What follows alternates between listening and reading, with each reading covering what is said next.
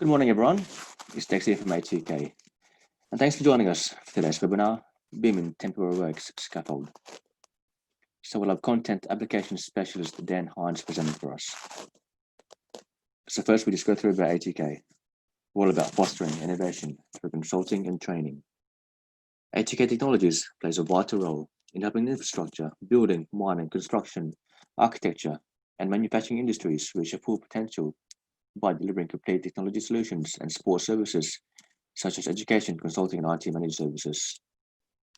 We're working with visionaries to shape the future of design and in turn enable them through innovation to minimize risks, improve productivities, and achieve excellence. A2K Technologies is considered the business partner of choice and trusted advisor by vendors and clients. We partner with major software and hardware vendors to meet our clients' technology needs. We strive to exceed client expectations by understanding the challenges and delivering solutions through experience and innovation. We work with clients and companies that have been sized nationally and abroad. Let's get started, Dan. Thanks, Dexter. Good morning, all. So, yeah, as Dexter mentioned, my role here at A2K is primarily focused on the creation of Revit content.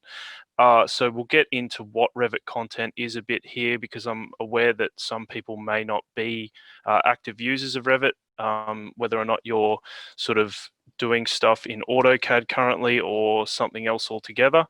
I don't think Revit is traditionally geared towards scaffolding, but hopefully after we sort of see what we've got built today, and with your feedback, of course, you know, I think we're moving in a direction that can basically get us to maximize the efficiencies around scaffolding, but building design in general, obviously.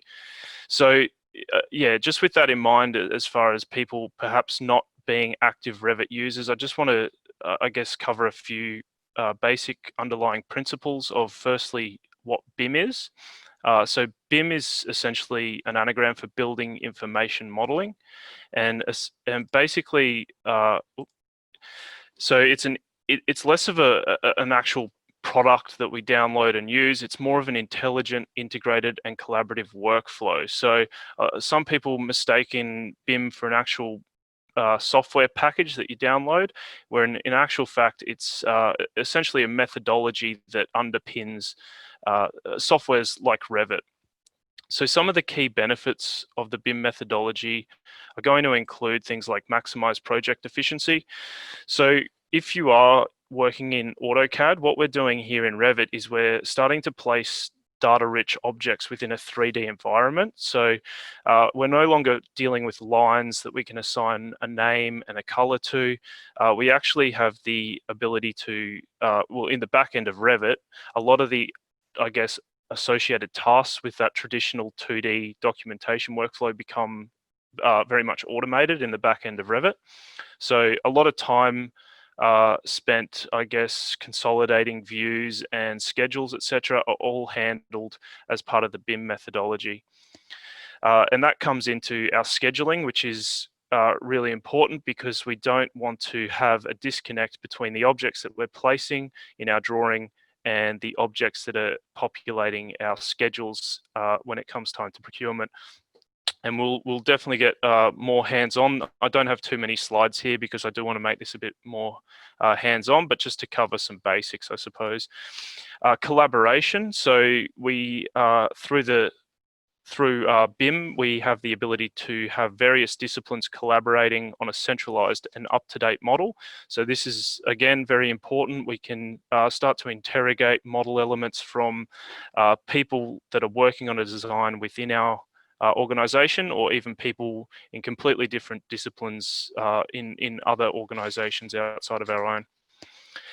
And we do also have some functionality when it comes to clash detection. So there are, I guess, tools that enhance it, but yeah, essentially what that's going to do is mitigate risks and any sort of, I guess, potential coordination issues that may come up. We're able to identify those before actually getting on site, which is when that becomes a real costly and problematic process.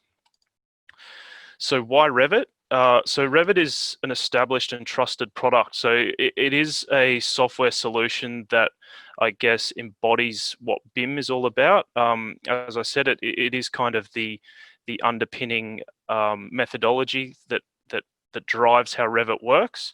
So it's been developing over the last 20 odd years, and Autodesk continues to build upon its functionality and the performance with every release. So we've just had 2021 come out, but it is a yearly rollout for Revit, similar to AutoCAD and the other Autodesk suites products.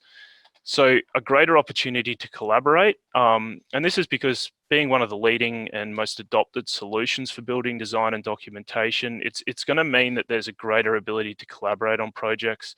So the nature of Revit allows for interacting with model elements from across all disciplines, as I sort of touched on in the previous slide there. Also, being part of the suite of design software by Autodesk, there's going to be more integration with other related software that many of you may be using, like AutoCAD. It may also be, a bit more familiar to you because the user interface and the experience may be similar to other Autodesk products that you might be using. And lastly, it's not just a pretty picture. So some people, I guess, when they're making the leap to Revit, assume that Revit is just sort of, I guess, a 3D modeling software. And whilst it is, I think the 3D building model that's generated is kind of just more of a beneficial byproduct of the metadata and the information that we're able to put into the various components that we're placing in our building model. So the real power of Revit is in I guess going back to BIM, it's that I in BIM, the information, and that lives in all of the objects that we're seeing, and we're able to interrogate and manipulate that metadata within the various model elements. So just as a quick demo, and I know that many of you may also already be in the Revit space, but just to very quickly give a demonstration of how this workflow works is I'm in a plan view. I hope everyone can see my screen there. I'm just drawing a wall, a basic 200mm thick wall. And what I'm going to do is just place some windows in these walls. Now, what I've done is I've documented that in my plan view, but as you can see, as I come to a 3D view, those have already been placed. If I go to an elevation, those have been placed. And that we have this live link between everything that I do in one view and all of the other affected views. So you can see if I change that height and drop out that window, I don't have to go through, as I might in other software, and manually make those adjustments, not only to the drawings that are affected, but also to my schedules. So the schedules are going to live link to whatever objects that I'm placing in my model. So yeah, very basic example, and we'll drill in deeper to this, but that is, I guess, one of the very fundamental ways that a Revit workflow can greatly enhance your, your project efficiency and the time maximization on project work, as opposed to cleaning things up and QAing that amendments are getting carried through correctly. So I think with that in mind, what I might do is just open up.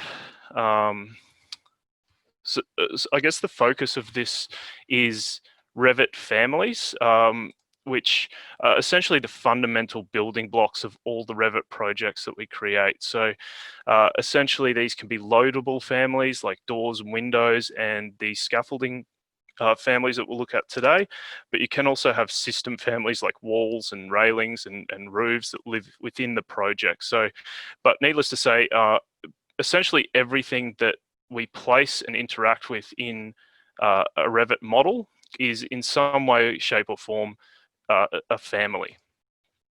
So with these families, we can provide parametric control directly within the project environment. So we can actually build in rules and options for users to make adjustments on the fly within the project without having to dig into the family itself. And I'll show you what I mean shortly. And the ability to nest subcomponents. So this is a big part of, I guess, this scaffolding demonstration, because we're going to be looking at how we can have I suppose, a bay family being comprised of various scaffolding elements, but then also mapping certain parameters into those various subcomponents to extract then data in our schedules based on what those subcomponents are doing and where they are. So I'll just jump over to Revit here. And what I'm going to do is just open the family itself, because I think that's probably a good place to start in terms of what's going on under the hood with these things. So this is the family editor that I'm just opening here, which is kind of where we build the family. So this looks like a mess at the minute, and this is not how it would be presented in the project. But basically what we're seeing in action here is one family that I would place, and there's a whole bunch of different subcomponents that you can see. So this one here is my ledger. I've got a head jack and toe board, planks, etc., that are all making up possible configurations. If I open the type properties, or the family types rather, this is where we kind of build out the rules, etc. You can see that there's a whole lot of tick box parameters and things like this that are going to turn on and off various conditions within our selected bay. So these can be in the form of tick boxes. These can be in the form of length parameters, which I can assign, say, an extension on a base jack for a particular standard. They can be also information, so text, such as a bay ID. And this is something that we'll look at using a plugin to Revit called BIMlink.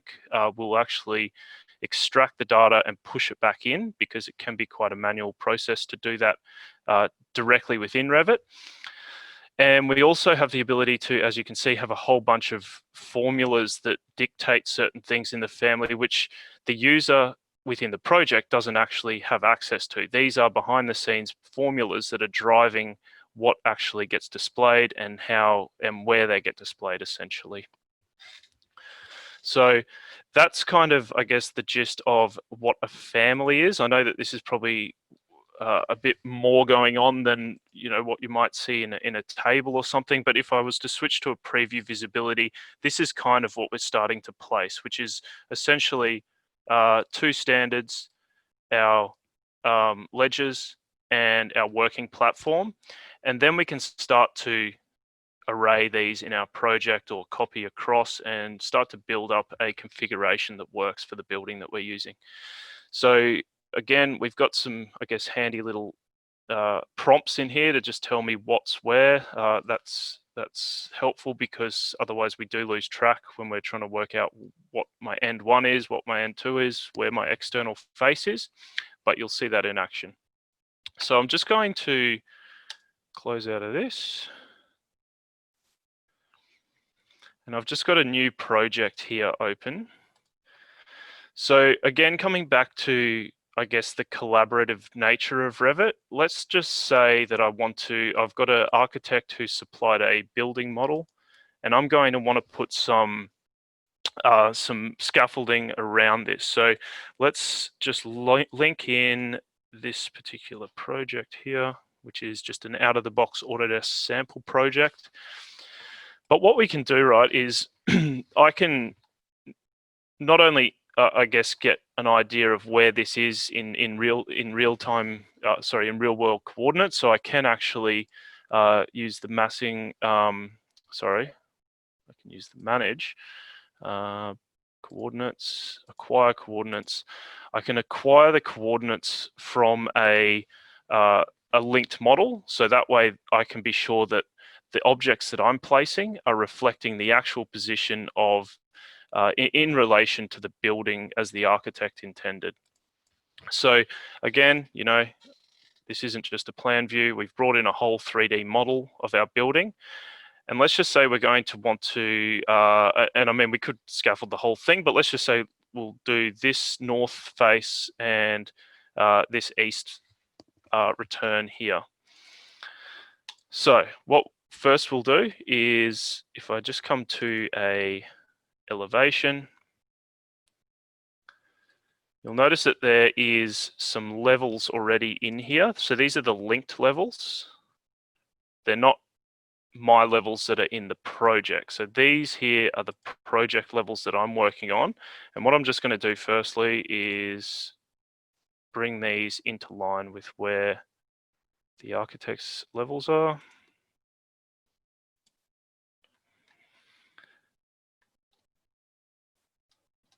Okay, that might do. So the way that the scaffold family has been set up, and again, feedback is more than welcome, but we have taken the origin point. So I'm just in placement mode here. We've taken the origin point as the internal end one standard, but also the I guess the elevation or the relationship to the corresponding work plane. In this case, I've got no work plane selected, but I could select a level here.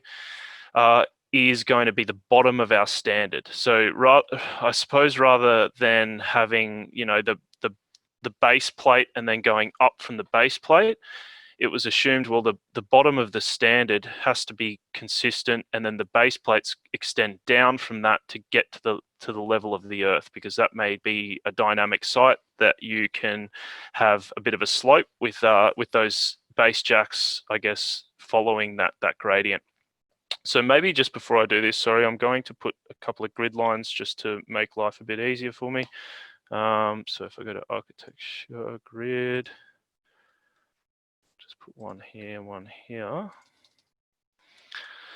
So here I'm just specifying, I suppose, how far I want that internal standard to be off of my building faces. And I don't know if there is a magic number, but let's just say it's 400 in this case. I'll just delete these. All right, so coming back to my placement mode, and I am going to say that my standard, so the bottom of my standard is, let's say 100 mil up from the ground level. Whoops, I needed to go place on work plane, ground level, and we're going 100 mil up. So that lets me, putting that grid line in lets me basically position this exactly where I want it. I'm just going to use this grid line here rather than going with another one, but I'll place one. And what I've done, if I come to 3D, is we've sort of got what you were seeing before in the family editor mode. Obviously, it's not a complete bay. We'll do some things here to close out the ends, etc. But what I'm going to do is use the array tool and just selecting these nested model lines in here that have just been set up to make life a bit easier in terms of arraying these. I'm going to go 16.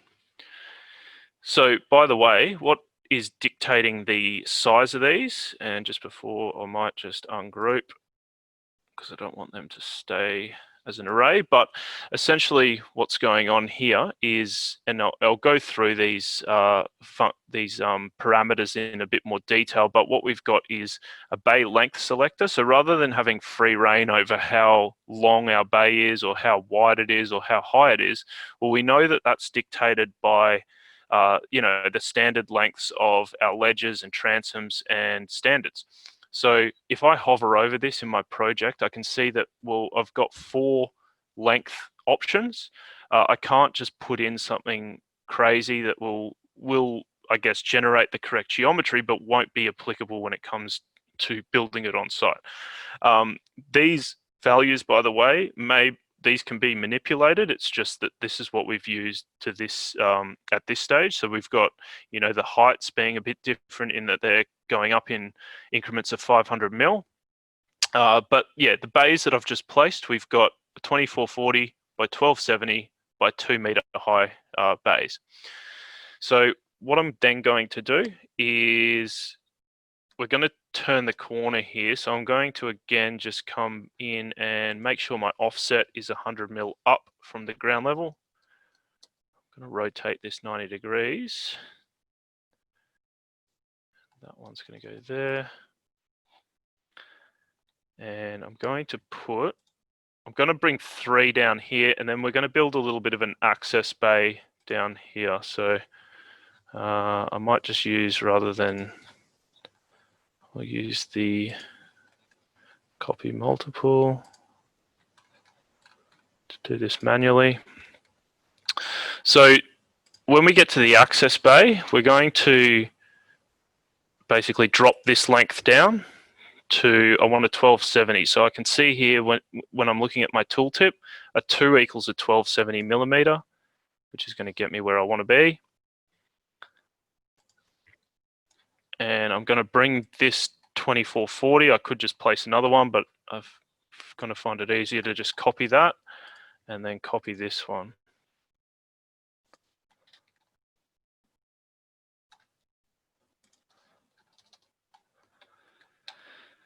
Then I'm going to select these last three, which are going to form, I suppose, the platform, but then I'm going to want to have another layer, if you will. So I'm going to copy those three across.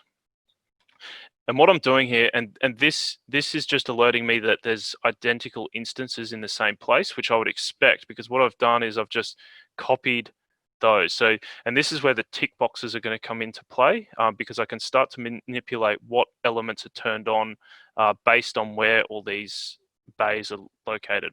But essentially what I'm doing here is I'm just getting the bottom, I guess, row set up, because then that's going to make life easy when I come and I just array it up the building at my elected standard heights. So there's a couple of things here that I'm going to need to do to get this stair access bay set up. So you'll see here, first of all, I'm going to select these three. And if I come down to my properties, I've got some options here around if the bay is enclosed at the end one, end two, at the external or internal face. So at the moment, I can see that these are turned on the external, and this is why we were getting that alert before to say that we've got identical instances. If I turn those off, that's going to open up the those two bays essentially, and we'll see how this goes, but we might actually want those on. But essentially, these two at the end, I'm going to want to have them enclosed at N2, and you'll see that the relevant amount of transoms and the ledges come in there. This one I'll keep open. That might be where we access the scaffold. This one here, we're going to want to display enclosed N2. And if I come right down the end, this one we're going to have to close off at M1, or you might want to have some stairs going up to that one. So it's all about getting this bottom, I guess, row set up as we want it. By the way, I've just used these this bay family, but there are a bunch of, I guess, ancillary families like your sole plates and ladders and pipe and couplers, which I'll touch on shortly. But yeah, basically here I can then go ahead and turn off the planks. If I come to a ground floor plan, I'm going to place a 2 meter rise stair, which I have got here, 1 and 2 meter rise stringer stair. And again, I'm going to place that there. It's going to work out how wide it needs to be. And I'm just going to bring that into position, which should be there.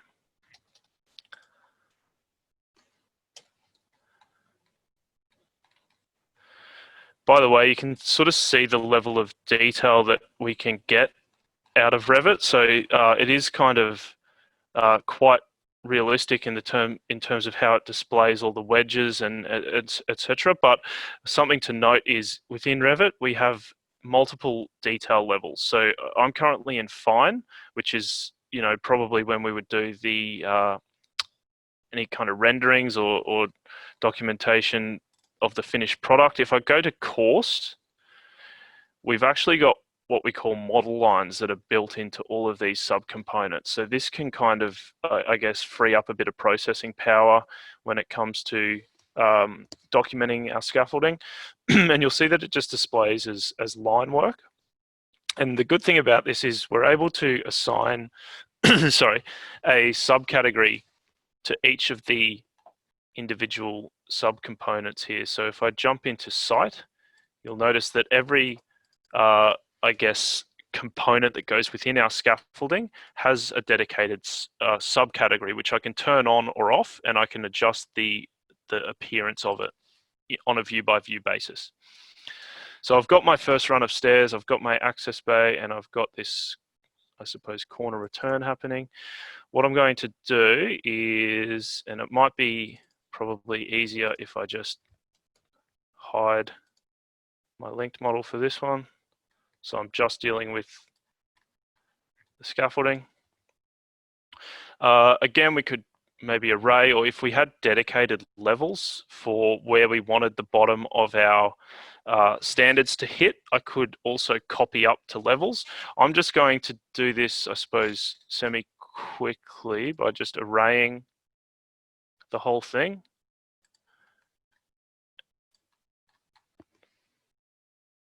And I'm going to make that 6 high.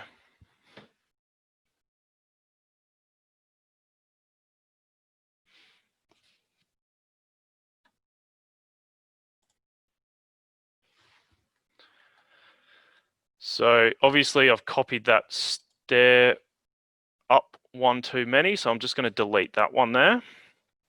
If I swap back to fine, you'll sort of see what's happened. And this is when we can start to clean things up a bit, because the way that I had that bottom one set up, I had this bay open for access, but you know, I don't want this one, this one, this one, this one, or this one open. That's a death trap. So what I'm going to do is I'm just going to come down into my properties, and under the display enclosed end 1, I'm going to make sure that that's ticked. Whoops, I've got to ungroup these first.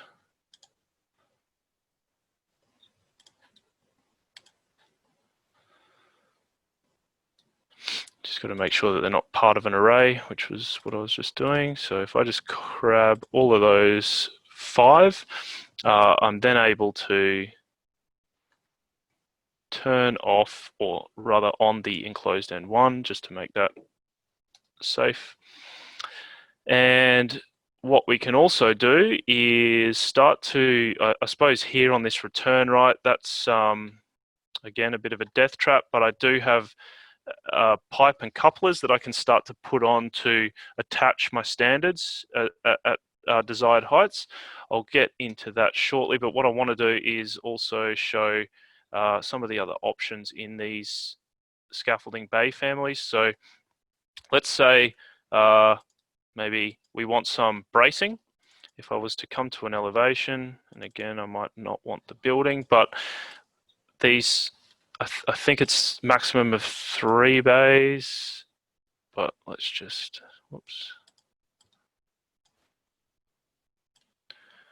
So what I'm doing is I'm just selecting the bays that I want here. And down in my options again, I have the ability to brace longitudinally or transversely. So I'm going to place some longitudinal bracing on those particular rows. Let's say at the ends, I'm going to want to place some transverse bracing, and we'll see that come in at our ends.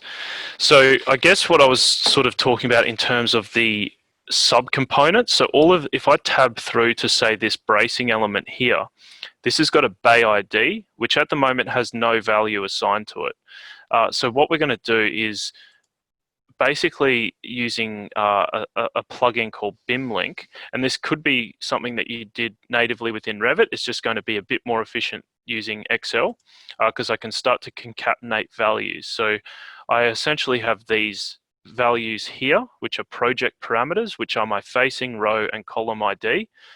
And whether or not there's a better way to identify your bays, definitely open to hearing about that. But this is just, I suppose, for this demonstration, the combination of, say, N for north, row, I guess if we're counting from this end, you know, this would be my N26, which would be the combination of these 3 parameters. But once I place that bay ID, all of the subcomponents are mapped through to that value. So what that means is once I've pushed my data back into these assembled bays, all of the bay IDs for the subcomponents are going to reflect that same bay ID. So let me do that quickly, actually. So what we're going to do is, again, I'm just going to hide this here. Additionally, we might want to grab, say, the bottom row, and it may be easier not in a 3D view. I'm going to get rid of the stairs for this one because I just want to be dealing with the assembled quick stage bay. But what I can also start to do here is maybe I want base jacks. Well, I definitely do. Don't think you can really balance it on the bottom of your standard. So I'm going to turn on some base jacks here, and you'll notice as this is loading up, I've got independent control over the extension of every base jack. So if, as mentioned, you've got some sloping terrain, I can make, say, end one, this is going to be my end one external.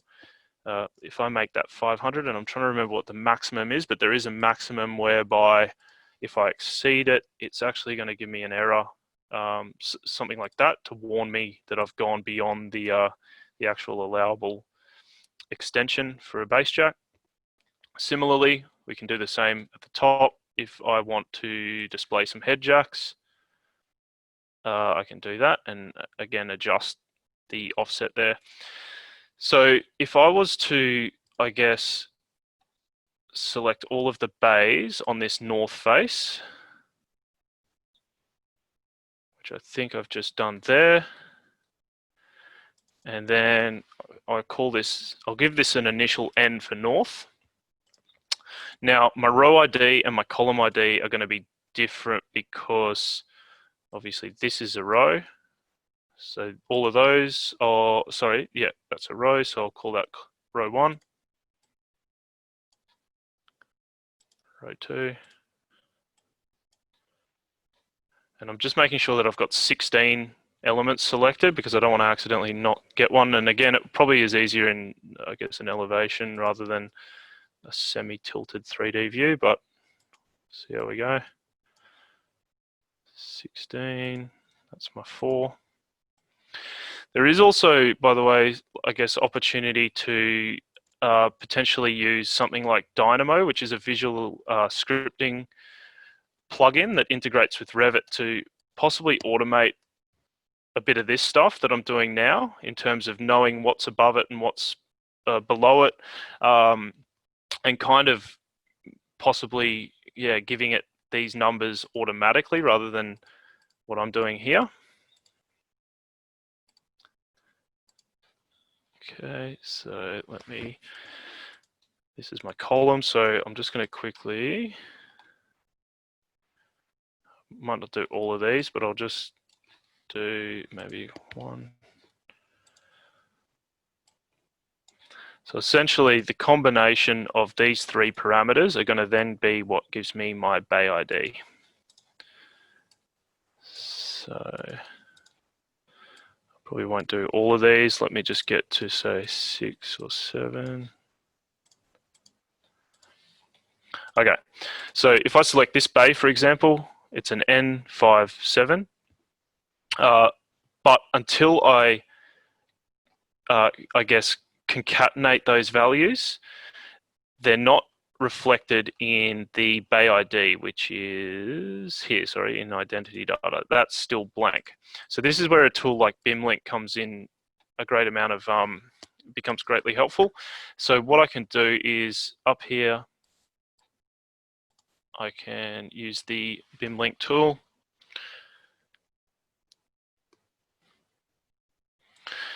And in the properties, I'm just going to make sure that I've got the family name, those 3 values that I've just put into all my bays, but then also this bay ID. So what I've done, and I've already sort of done this anyway because we don't necessarily want to watch it push it back in, but what I've got here, if we were to open that spreadsheet,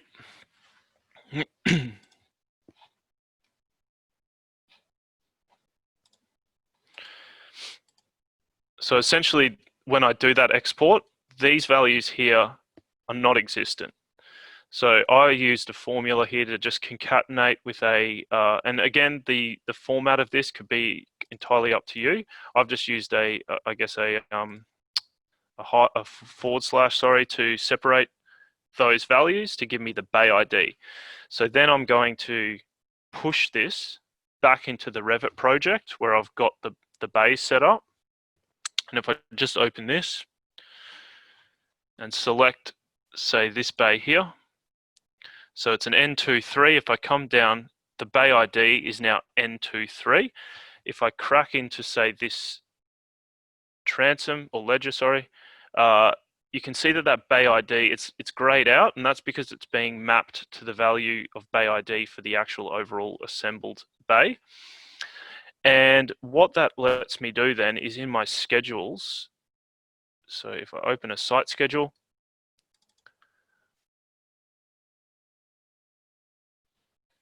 now, a lot of these I didn't put a bay ID, which is kind of why we've got just a bit of blank stuff up here. But if I come down to where I start to actually get into the nitty gritty here. So yeah, so this is where it starts. So my north 1-1, which is, I guess, first row, first column. On the north face, I've got 4 adjustable jacks. That one there, that's actually my assembled family, so I'm not so worried about that. But the ledges, and these are different lengths of ledges, by the way. You can see that breaks that up. But what it's also doing, as you can see, is totaling up the weights of all these individual subcomponents. So I can see that the total weight of my N11 is a 244.2 kilos. Again, this may be, I guess, perhaps using something like Dynamo greater improved upon in terms of knowing what's next to it, because then we may be able to, I suppose, start to share loads. I mean, this is the overall weight, but that isn't necessarily being distributed down onto these 4 standards that we're seeing here. So you can see that to do that manually, I suppose, assign a bay ID, etc., that's going to be a real process, but it is still very efficient when compared to possibly other ways of doing this, because I didn't have to do anything to get all these elements to come into my schedule. This is all happening automatically. If bays were to get deleted in my project, the relevant subcomponents and the overall bay would also get removed from here. And as such, my overall quantity of weights, so if I come right down the bottom, there's 23 tons, 23 and a half tons of material here. That would update also.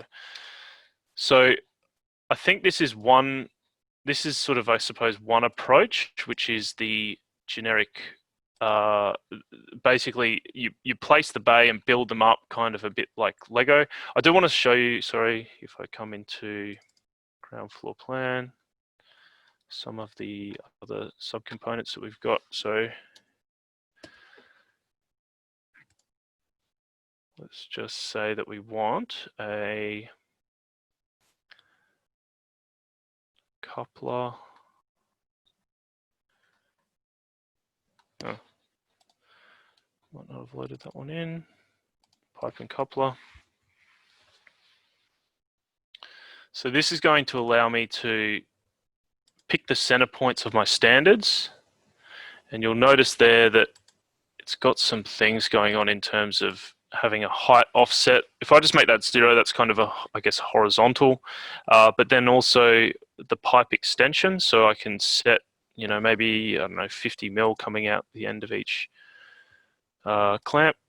If I go to 3D view, there it is there. But then if I give it a elevation of, I don't know, say 800, I just don't want to be hitting anything else. So maybe we want to go a meter.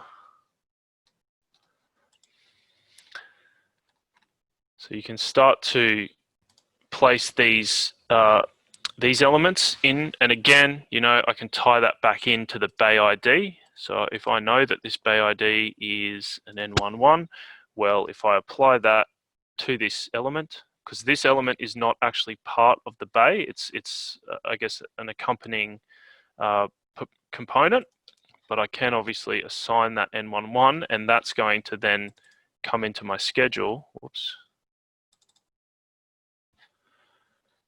under the N11. Oh, I've come down a fair bit here.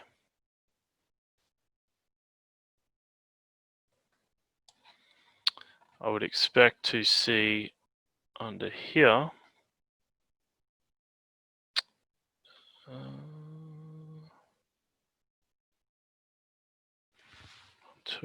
sorry, there's my couplers. So I've got 2 swivel couplers there. So, oops. So the other thing I wanted to show was, I mean, what that type of family is that we just looked at. That's kind of a loadable family, but there is also an opportunity here to do it a slightly different way, which is curtain walls. So if I was to open this project here, I think the way that I just showed gives more, I suppose, granular control over what things are doing, and you know, you can make different bays, different heights, etc. This one here, how this has been set up is there's kind of predefined standard bay sizes. So this one, for example, is a 1.27 by 240 by 2 meters. And as I start to draw, so firstly, sorry, I'm going to want to give this a height. So being 2 meters, let's just say equals 2 meters times, we're going 5 high, so 10. And I'm going 2440. By the way, again, this could be done in plan view, probably a bit cleaner, but let's say that this is going to be equal to 2440. And if we know how many bays we're looking at, I'll just go 5.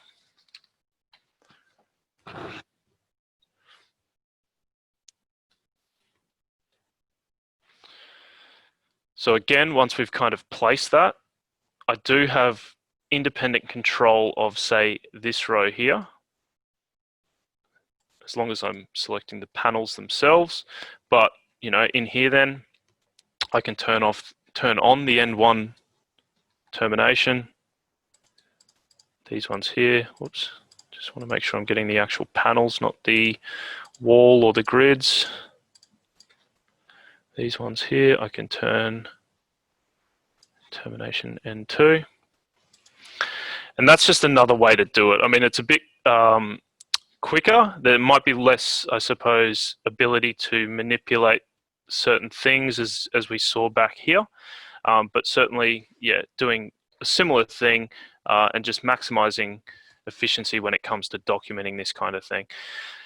Another really important part of Revit and the functionality here that we'll see probably benefiting your workflow is that of phasing. So essentially, Revit not only documents, I suppose, the elements, but also the timeline of the project. So if I was to come into manage phases, I've already got this phase set up, but essentially you can add or insert rather various phases of your building or your construction. So I've just set this up with the name temporary works, with a bit of a description being scaffold and formwork. And how this then works is if I unhide the Revit link,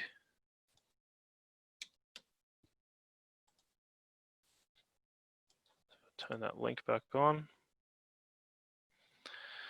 If I was to, I guess, cycle through, so if I went to existing, there's nothing here. These are the phases of my drawing, of my project. Temporary works, there is the building, new construction. So this is not reflective of how this process would go. So what I want to do is just grab all of these scaffolding bays by just windowing over. And then I'm going to say phase created is in the temporary works phase. And we're going to be demolishing these in the new construction. You can have as many phases as you'd like. I'm just going to do this to just show how this kind of works then. So what that means is if I change this view that I'm looking at, and this is a view by view thing, by the way, if I go back to existing, you know, we have nothing there. temporary works,